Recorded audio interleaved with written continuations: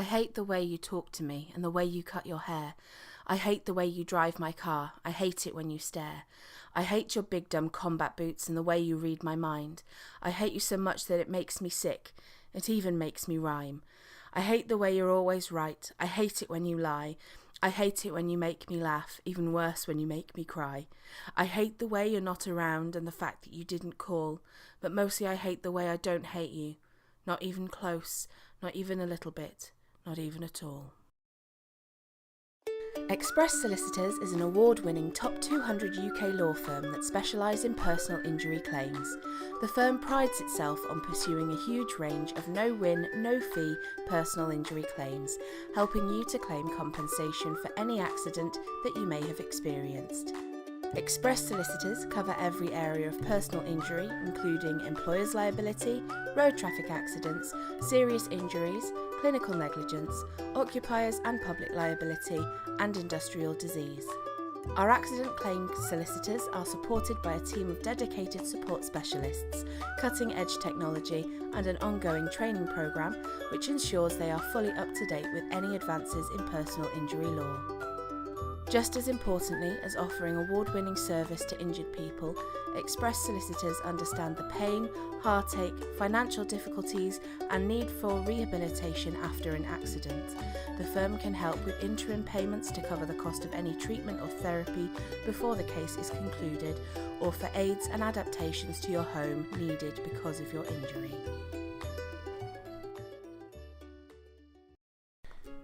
She was tired of hugging pillows, counting on blankets for warmth, and of reliving romantic moments only in her dreams.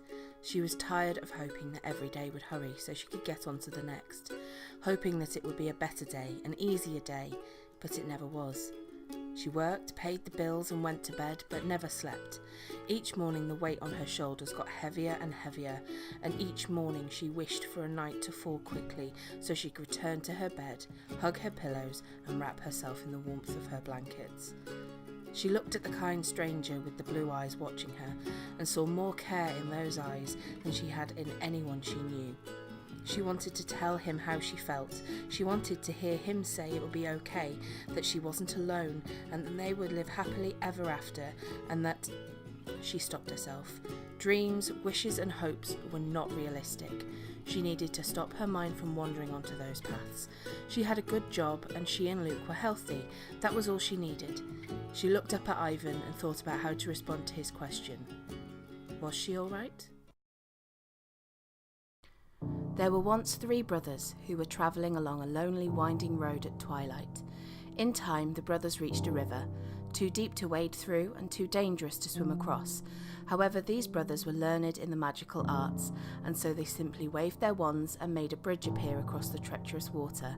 They were halfway across it when they found their path blocked by a hooded figure, and it was Death.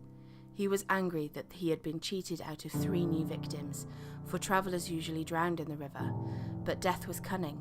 He pretended to congratulate the 3 brothers upon their magic, and said that each had earned a prize for being clever enough to evade him.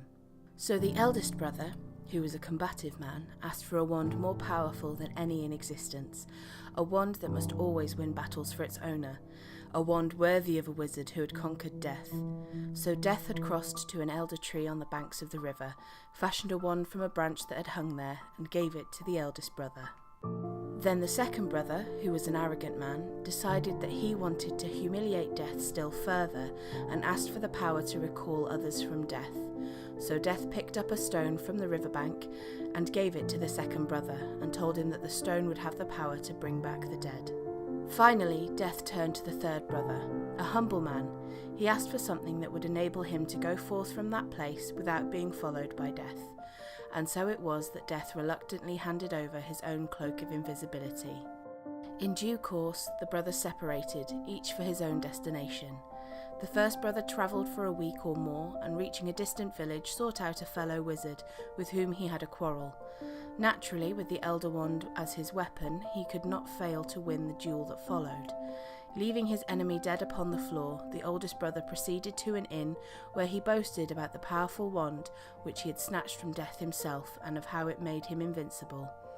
That very night, another wizard crept upon the oldest brother as he lay wine-sodden upon his bed. The thief took the wand and for good measure slit the oldest brother's throat, and so Death took the first brother for his own. Meanwhile, the second brother journeyed to his own home where he lived alone. Here he took out the stone which had the power to recall the dead and turned it thrice in his hand. To his amazement and delight, the figure of the girl he had once hoped to marry before her untimely death appeared once before him. Yet she was sad and cold, separated from him as though by a veil. Though she had returned to the mortal world, she did not truly belong there, and suffered. Finally, the second brother, driven mad with hopeless longing, killed himself so as to truly join her, and so Death took the second brother for his own. But though Death searched for the third brother for many years, he was never able to find him. It was only when he had attained a great age that the youngest brother finally took off the cloak of invisibility and gave it to his son. And then he greeted Death as an old friend, went with him gladly, and as equals they departed this life.